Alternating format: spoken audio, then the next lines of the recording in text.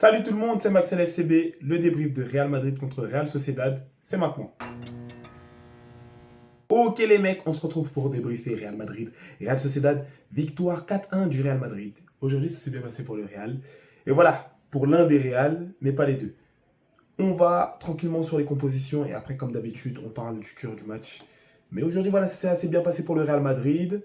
Ça s'est bien passé pour tous les mecs de devant. Soit ils ont des passes D, soit ils ont des buts, soit ils ont les deux. Et voilà, on va revenir rapidement dessus. Du coup, le Real Madrid en 4-2-3-1. Voilà, formation qu'ils n'avaient pas l'habitude d'utiliser, mais aujourd'hui, ils vont l'utiliser parce qu'ils ont, avec José Mourinho, Courtois au goal, Carreras, Schweinstein, Konaté, Dumfries, Valverde, Silva, Bernardo Silva, Vini, Bellingham, Güler, Mbappé. De l'autre côté, on est sur un 4-2-3-1 aussi. Remiro au goal. Aramburu, Betita, Martin, Gomez. Non, Beitia, excusez-moi, et Gomez pour les 4 défenseurs. Herrera, Tulientes. Pour le double pivot, Kubo, Sucic, Oshing. Bon, excusez-moi. Pour l'attaque et Oyarzabal en 9. Du coup, Oyarzabal, je sais pas pourquoi il est sorti. Je crois qu'il est sorti blessé. Je m'en souviens plus bien. Peut-être que lui, c'est comme Daniel Mo, peut pas faire un match complet. Mais du coup, voilà. 2-4-2-3-1 et rapidement, si on doit passer rapidement, la première mi-temps n'est pas top. La première mi-temps n'est pas top. Côté Real comme côté RSO.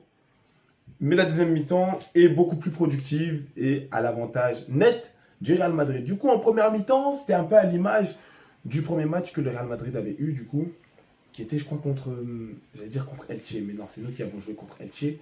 Leur premier match au Real Madrid, c'était contre l'Espagnol Barcelone. Donc c'était un match où le Real Madrid, voilà, c'était un peu comme les équipes comme City, comme truc. C'était un match où ils devaient perdre tranquillement, tu vois. Enfin, non, pas perdre, excusez-moi.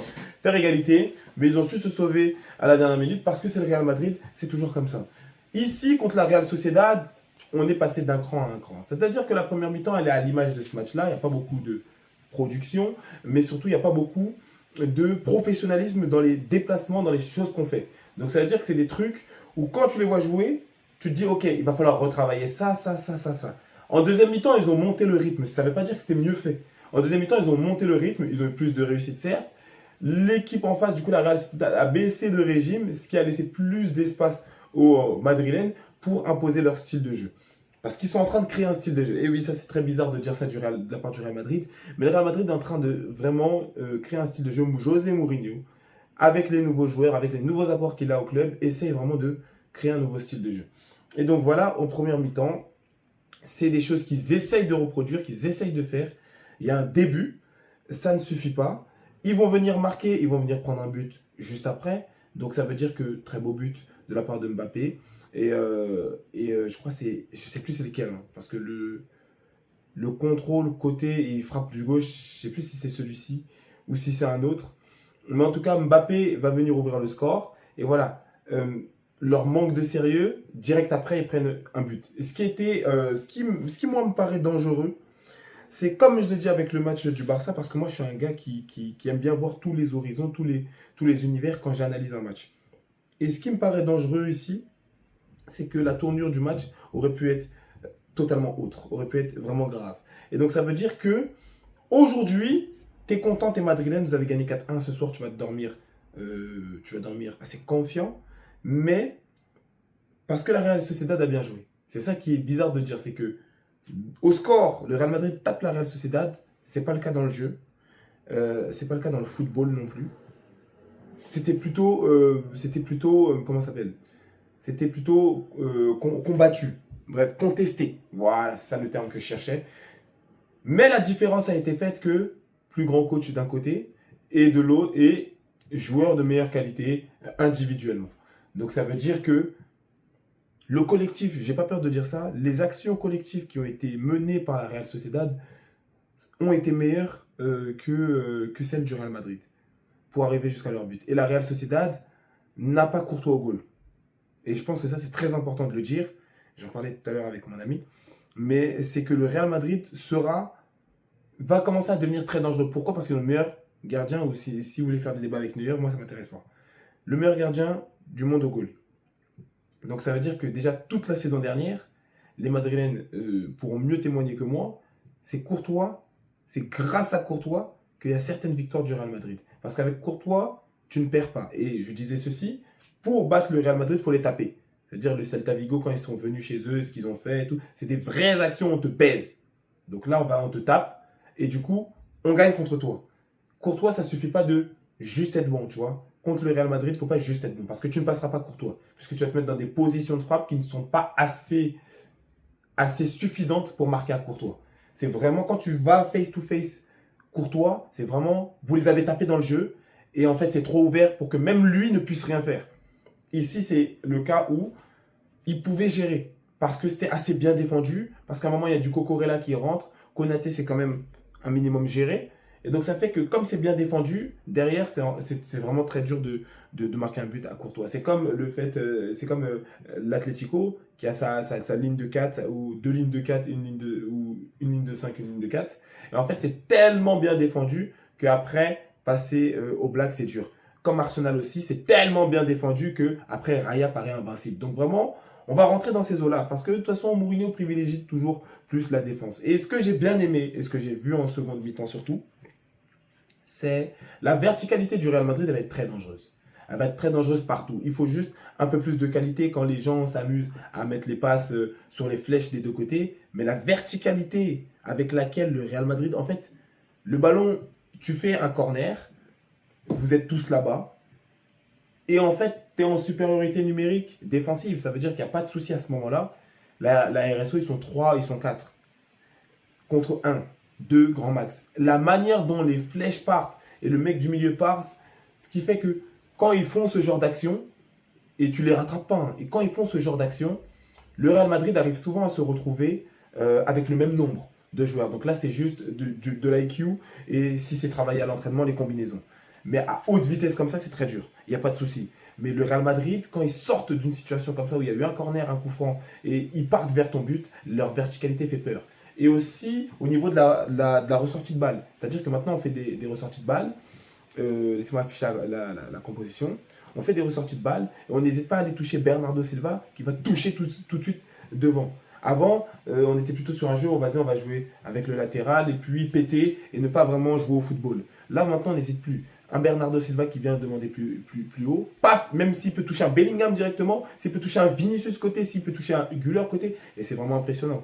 De vous dire, c'est comme si Vitinha, quand il fait ses passes, il fait sa passe directe avec Vara ou à Doué, où il n'y a pas de 10 au PSG. Et donc, c'est là où c'est un bon système qui va se faire sentir, c'est que quand Bernardo Silva vient demander, alors qu'on est dans un 4-2-3, donc normalement, tu peux laisser la relance à tes défenseurs, surtout que moi, je pense que de toute façon, s'il donne cette place à Huijsen qui a ciré le banc la saison dernière alors qu'il était venu pour être titulaire, c'est parce qu'il aime sa qualité de relance. On ne va pas compter sur Konaté, cet idiot. Donc ça veut dire que vraiment s'il donne la place à Huijsen, et je pense que c'est un bon choix, parce qu'il te faut un mec qualitatif, balle au pied, et il te faut une brute. Et donc cet équilibre-là est parfait. Et donc Huijsen va être un peu la tour de contrôle et les grands. Donc ça veut dire qu'on attend de lui un beau football, un beau jeu au pied et des belles relances.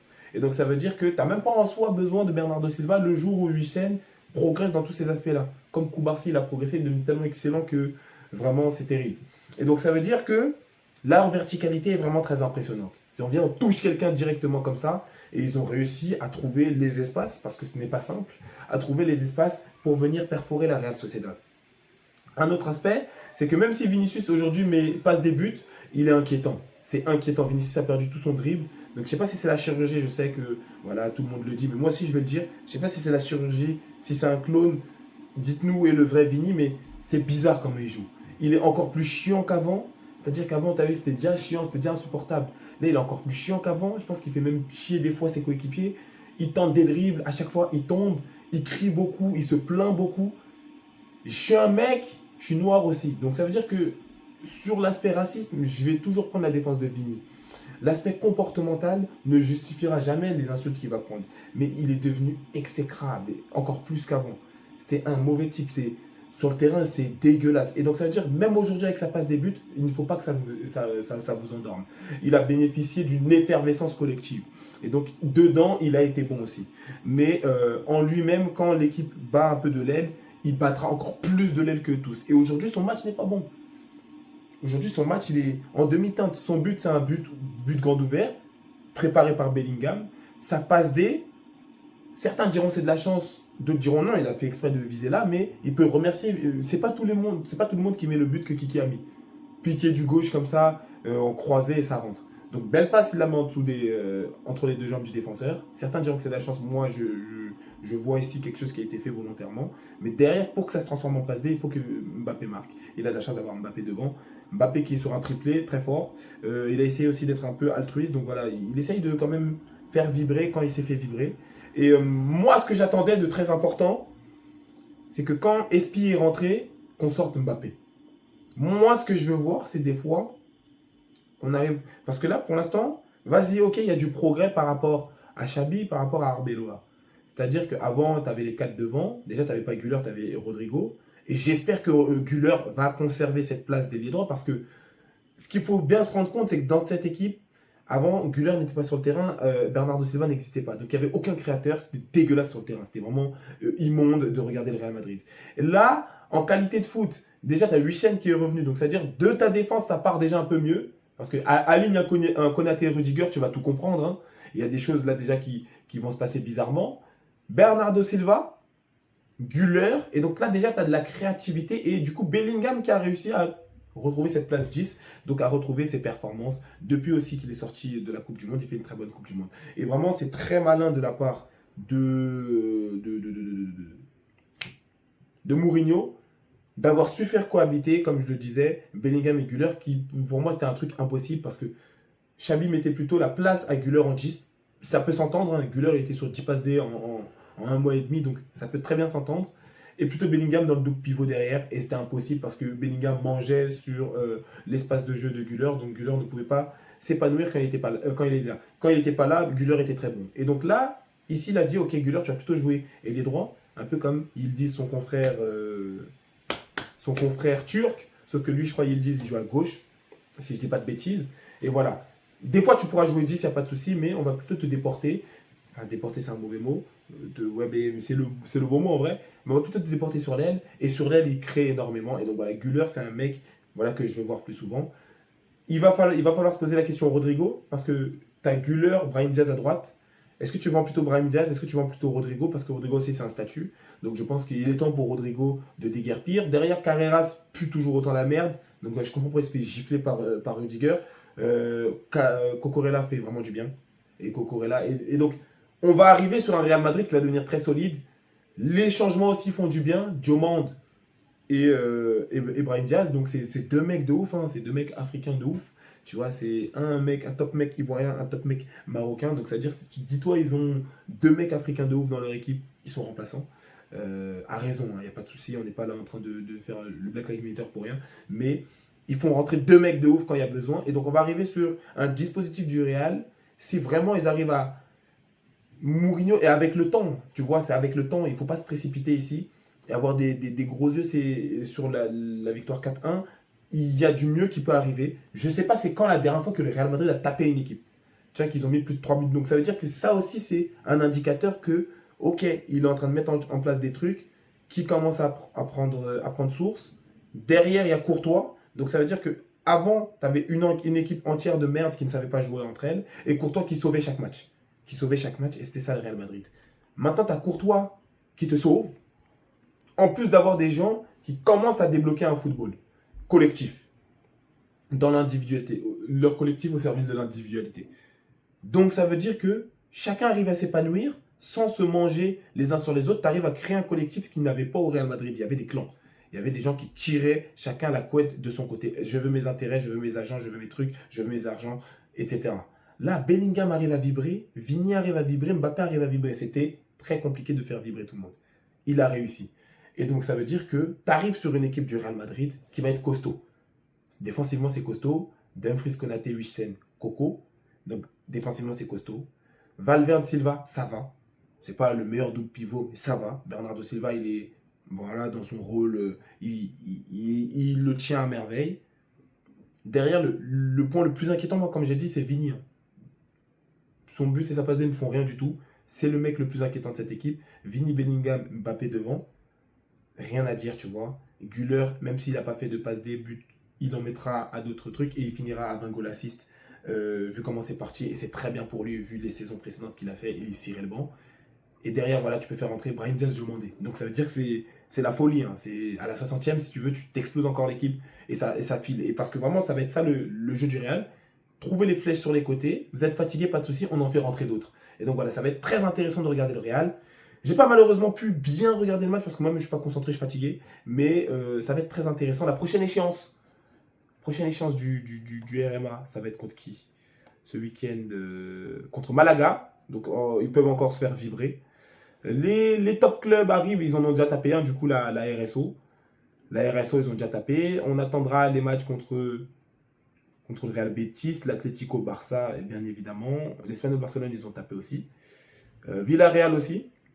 Et voilà, en soi, ils ont déjà tapé la Real Sociedad. Donc c'est déjà un bon point. Ils vont pouvoir aller à Malaga, se faire vibrer. Il faut confirmer là-bas parce qu'eux, ils aiment bien dans les petits matchs être un peu en demi-teinte. Il faudra confirmer à Malaga, je pense. Voilà, parce que le 2-1 contre l'Espagnol Barcelone, même si eux, ils se reprennent en main, ça va. Mais voilà, il va falloir confirmer à Malaga, je pense. Et ça devrait être fait sans de grandes inquiétudes. En tout cas, les gars, c'est tout pour ce débrief. Si vous avez kiffé comme d'habitude, tu likes, tu partages, tu commentes, tu t'abonnes.